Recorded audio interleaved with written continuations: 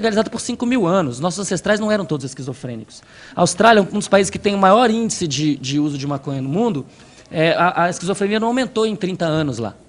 Tá? Agora, essa é uma questão importante, aí entra a ciência. Existe, é fato, que existe uma relação, tem vários artigos mostrando que para pessoas que têm uma propensão à esquizofrenia, né, tem vários trabalhos mostrando isso, existe a cannabis pode precipitar isso daí. Tá? Inclusive, parece que está ligado a um problema, a uma mutação num gene que codifica para uma enzima que metaboliza a dopamina. Então, as pessoas que têm uma valina no lugar de uma metionina podem ser mais sensíveis à maconha. Isso está ficando bastante claro. Então, é preciso proteger os jovens do consumo precoce. Né? Os trabalhos que existem mostrando uma associação com a esquizofrenia, como é que fala odds ratio? Proporção à incidência. Né? Essa relação ela é significativa para jovens que fazem uso pesado. Então, jovens não devem fazer uso, muito menos uso pesado.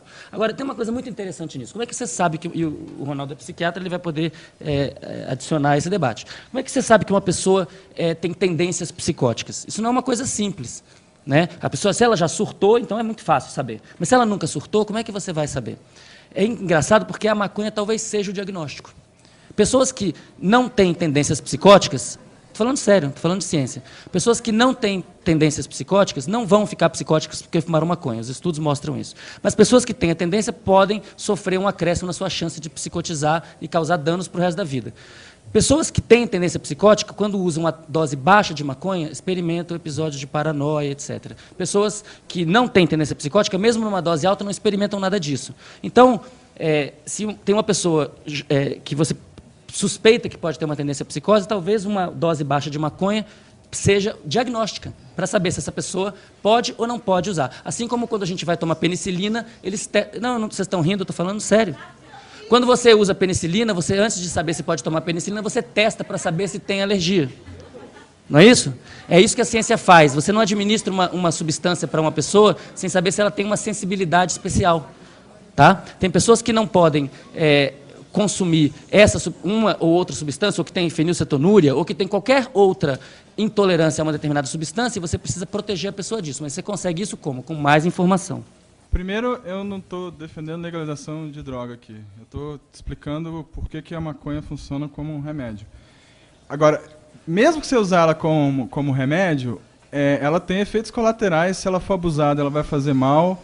Se a pessoa está dentro do grupo de risco, ela vai sofrer as consequências de usar um remédio que pode desencadear, no caso de pessoas que têm tendência a esquizofrenia ou psicose, pode até desencadear, de fato, um surto, como pode acontecer também com o álcool e outras drogas.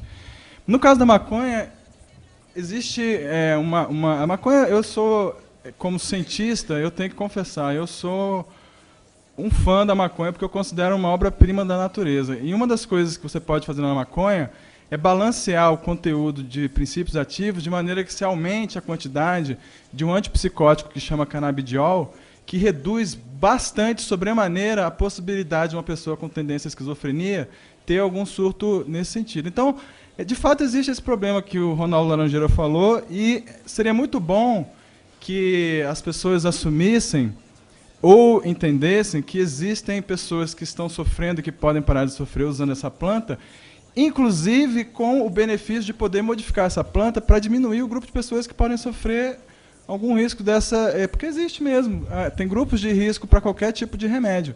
Né? As pessoas com tendência à psicose certamente não devem usar maconha, muito menos a maconha que é vendida na rua. Não estou falando das pessoas... eu estou chamando de remédio a maconha que é vendida na rua.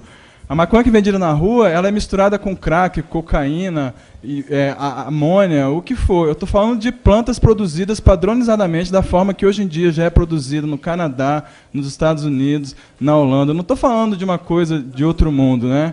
Eu estou falando de uma novidade de 5.000 anos, entendeu? Que está sendo reestabelecida porque hoje em dia existe toda uma tecnologia, uma compreensão tanto do potencial negativo do abuso, quanto do potencial positivo.